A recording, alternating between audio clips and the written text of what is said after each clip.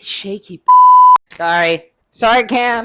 What's up, guys? It's Shaky. Welcome back. We're going to be launching a new series today called Shaky Stories. Name is being workshopped, so if you have any ideas, put them below, please. You know where to go. Anyways, sorry, Cam. I did not read your document beforehand.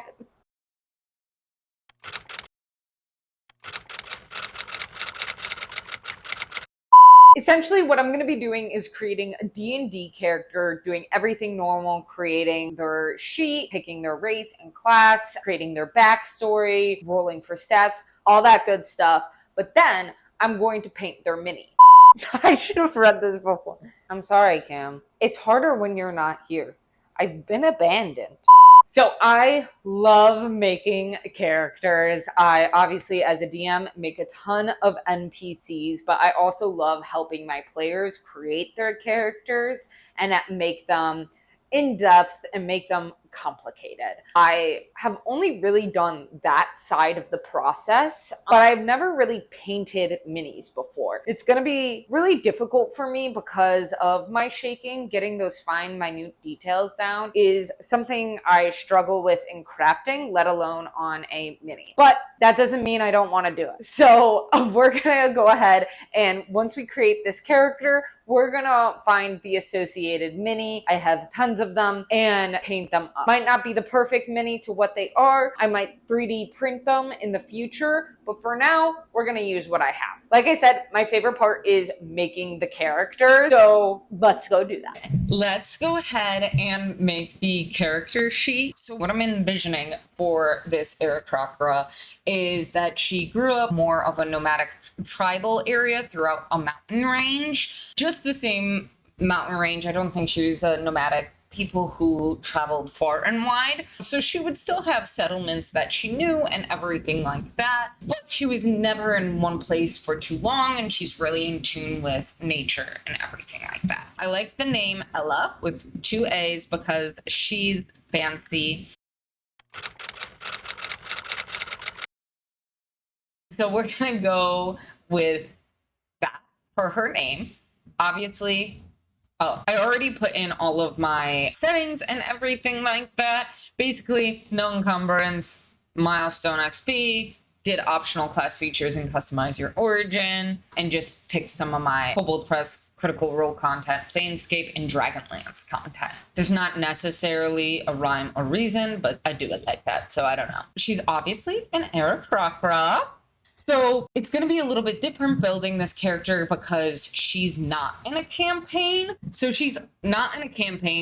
I'm just going to pick like level 3 and give her the abilities from there because I want to be able to get a subclass, all that good stuff. So we're going to make her level 3, and I'm not going to give her any magic items. That's always up to the DM, so we're going to skip that part. But being level 3, she is going to have Windcaller, which she can cast Gust of the Wind spell with this trait without requiring a material component. Once you cast the spell with this trait, you can't do so again until you finish a long rest. You can cast the spell using any spell slots you have of 2nd level or high, using Intelligence, Wisdom, or Charisma as the spellcasting ability. Perfect. So in the Origin Maker, I don't think there's anything for us to do. Flight, she will only have flying if she's wearing white armor, which I think would be cool. Like that's how the tribe is, very like kind of hack and slash, flying into battle and swooping down and attacking their enemies and using their flight as an advantage for them. Because why the would, if you could fly and you didn't use it in battle, I would honestly judge you. So we're gonna have to give her light armor, which means obviously her AC is gonna be a little bit lower, but that's okay. She's only level 3. What I'm thinking in terms of class is, because I kind of want her to be a hack and slash, I'm thinking Barbarian. I've gone back and forth between Fighter and Barbarian, but I just think Barbarian makes more sense for what I'm going for. I want it to be kind of almost like a chaotic fight instead of like Fighter. I always think a little bit more organized and strategic, but Barbarian I feel like is matching the vibe of that tribal fighting. Everybody just goes in at once and attacks. So obviously we're gonna get our rage from this, which we love. Danger sense and reckless attack. Danger sense, you gain an uncanny sense of when things nearby aren't as they should be, giving you an edge when you dodge away from danger. You advantage on dexterity saving throws against effects that you can see, such as traps and spells. All right, and third level, we'll get Primal Path. For that, what I'm thinking is I really want them to be in tune with their ancestors, almost like it's their religion, right? Obviously, there's no, I keep saying obviously, God. So in this instance, maybe there is a God, but for the most part, their God is their ancestors and everything. And I want it to be almost like a religious rite for them to leave their tribe and go on this journey and trying to find an artifact or a relic to bring back and further connect them with their ancestors and their tribe. So maybe that's why she's left the tribe to go adventure, is she's on the hunt for an ancient relic once lost to their community. Proficiencies, gotta choose athletics. One of the characters in my campaign, Alora, she's a fighter and she's not proficient in athletics. It's fine, it's just a little bit weird. So now because I've given her so much, I feel like I have to choose athletics. Otherwise, I will not hear the end of it. For the second skill, kind of like survival, because I feel like that's going to play into the aspect where she's really in tune with nature.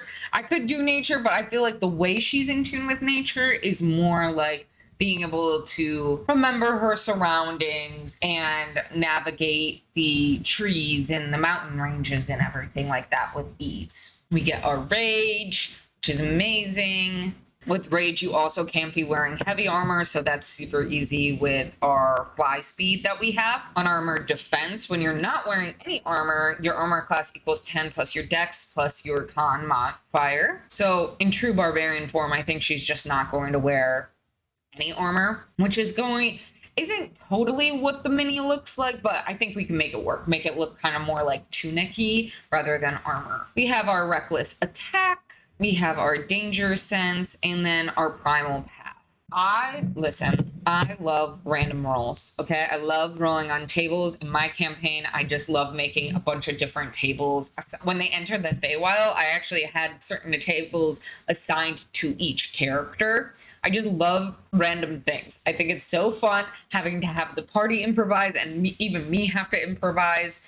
And it's just so fun. So obviously, I want to choose Wild Magic. I don't think that will work. Storm Herald could be good, but I just don't think it's the total vibe that I'm going for. Also, it only has Desert, Sea, and Tundra. So I think the one that makes the most sense is Path of the Ancestral Guardian. So starting when you choose the path at 3rd level, Spectral Warriors appear when you enter your rage. While you're raging, the first creature you hit with an attack on your turn becomes the target on the warriors, which hinder its attacks.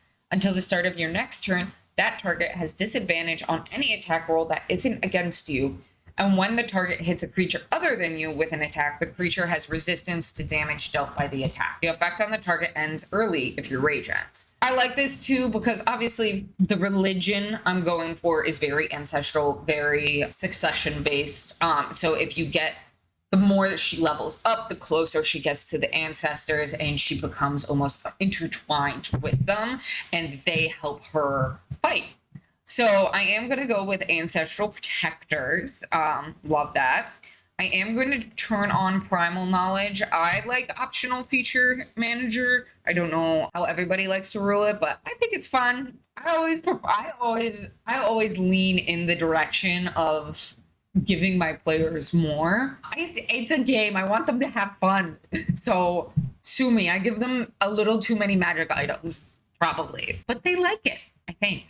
Okay, the barbarian skill I'm going to pick here. I don't know if I want intimidation or perception, but I don't imagine her being very charismatic at all. So I think intimidation would be the way that she would go. And then let's roll for our HP. So first one, we get 12. Second one, let's see. I reroll ones. It's like I knew. I reroll ones. I used to reroll ones and twos, but I feel like that was a little too nice. So we're at 16 rolled HP. Okay, 22. I can do math. I know. All right. I am a big fan of rolling for abilities. It's just so fun. I get it. I get it. Standard array, more consistent. You know what you got. But I like dice. 9. Okay. I do like dump stats. I'm a very big. I love having one low stat. And I believe the number is 72. If these don't add up to 72, I'm going to roll again. 12, nice and average. This isn't boding too well for me right now. Okay. I don't, listen, I remember how I just said I was good at math. I'm also lazy, so I'm going to just use a quick calculator. It's 70. So, okay, reset the group. Let's go. 13, 15. This is so far looking better. 16. All right. This is definitely going to add up above 72. You can yell at me what I want if you want, but I'm going to change one of these to a 9. I'm going to change one of the 13s to a 9. Okay.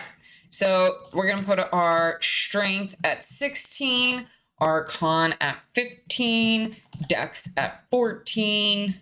Actually, our charisma is going to be the 9. Do I want my... I'm going to do 13 dex, 14 wisdom, 12 intelligence. I hate black coffee. Okay. I think that's what we're going to do here. I love a dump stat. So if I get too good, if my players also get too good of rolls, I also make them take a dump stat because I don't want them to be stacked. Okay. We're going to increase 2 scores, 2 and 1. Let me look something up in the meantime. Please hold. Cam, please cut this out.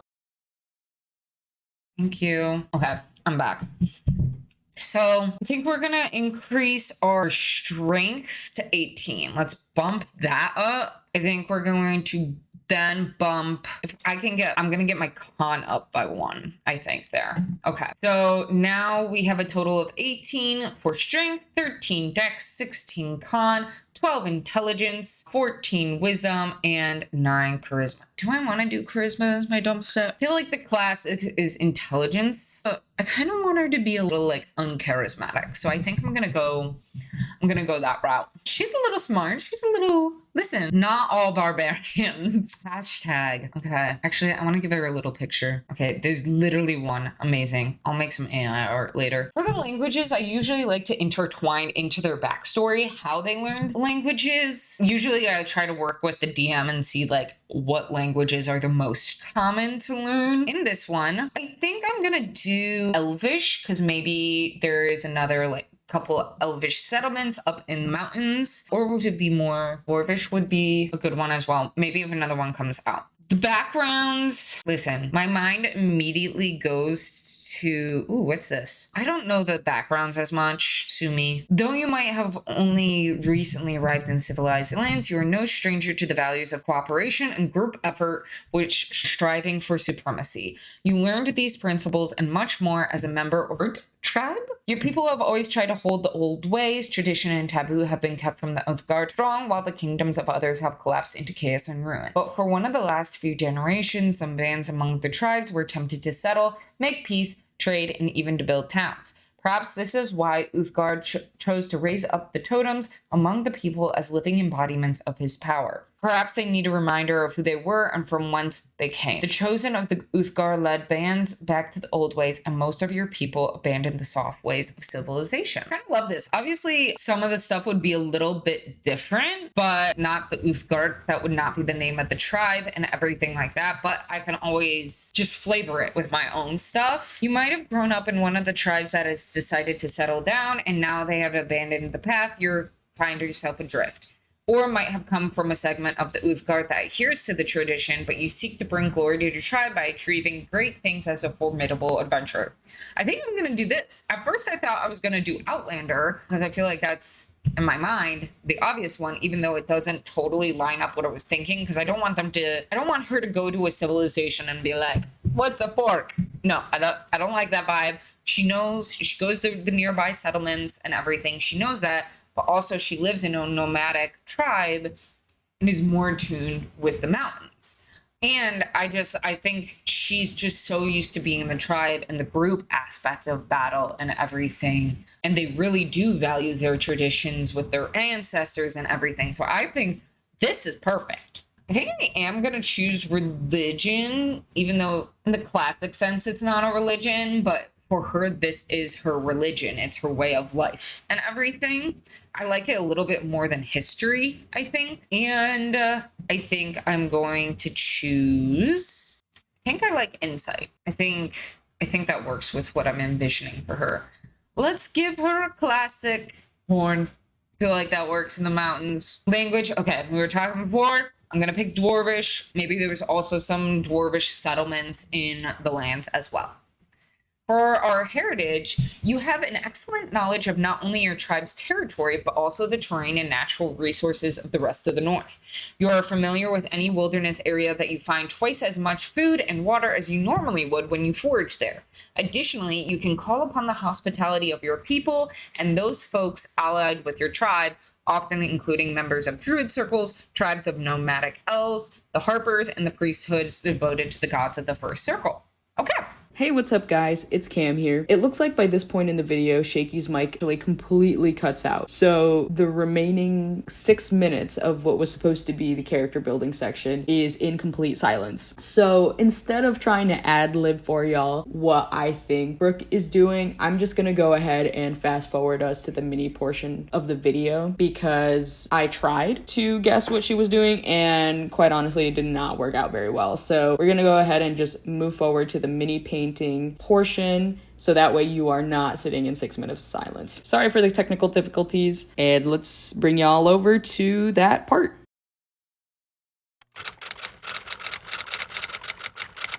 Okay. First of all, Cam, that was very rude.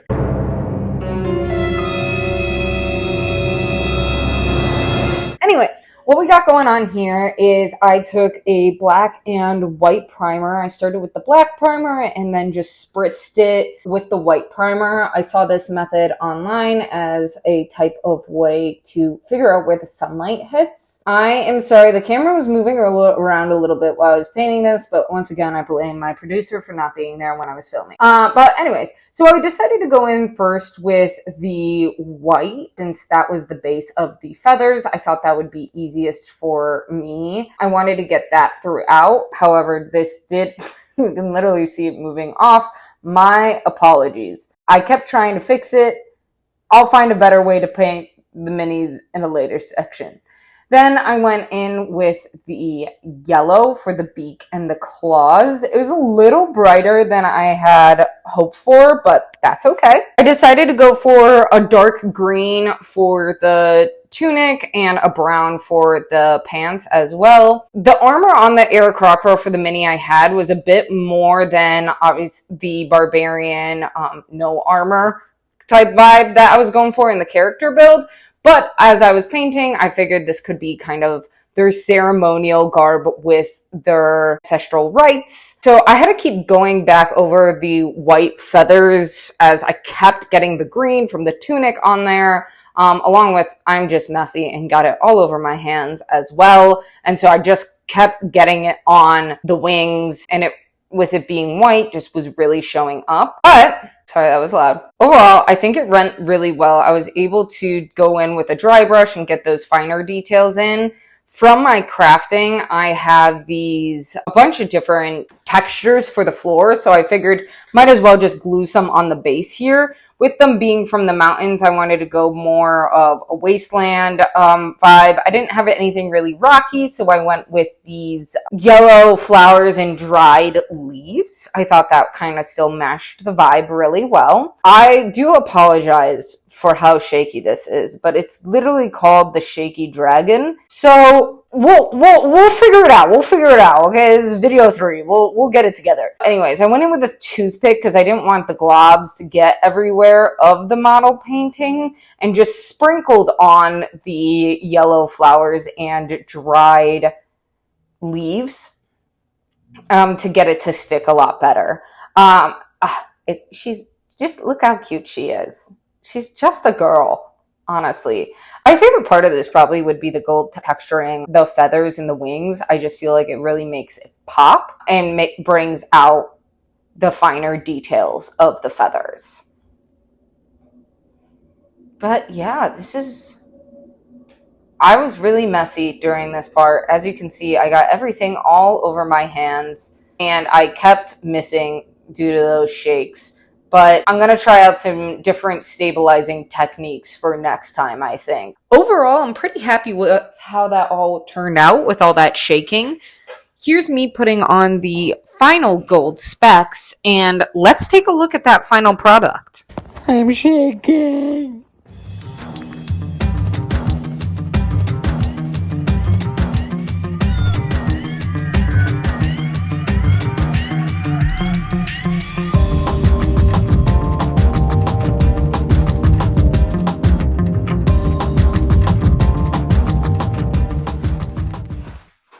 We're done. That was difficult, but it was a lot of fun, okay? It was, like I predicted, very hard with my shaking, but I think that I managed to do a good job despite that, especially for my first run. I am seeing these minis all over social media and they're beautiful and I hope to get there someday. But I'm pretty happy with this being my first one on how it turned out. I, during that process, was getting pretty frustrated with my tremors, but I was able to figure out different techniques to stabilize my hand and make it a little bit easier for me to paint her and get those details in. The clothing, I think, was a bit lacking, and I think next time I want to go back and try to get those details down. But I'm really happy with how the feathers turned out with the gold dry brush on top. I also next time would like to dabble in washes. I don't have any on me, but that's definitely something that I want to look into for my next one. I think that could add another layer of detail that would just really make the piece pop. But let me know how I did. If you have any tips or tricks for me, please leave them in the comments below. I would love to read your ideas. But with that, please don't forget to like and comment and subscribe. And I'll see you next week. Shake it out.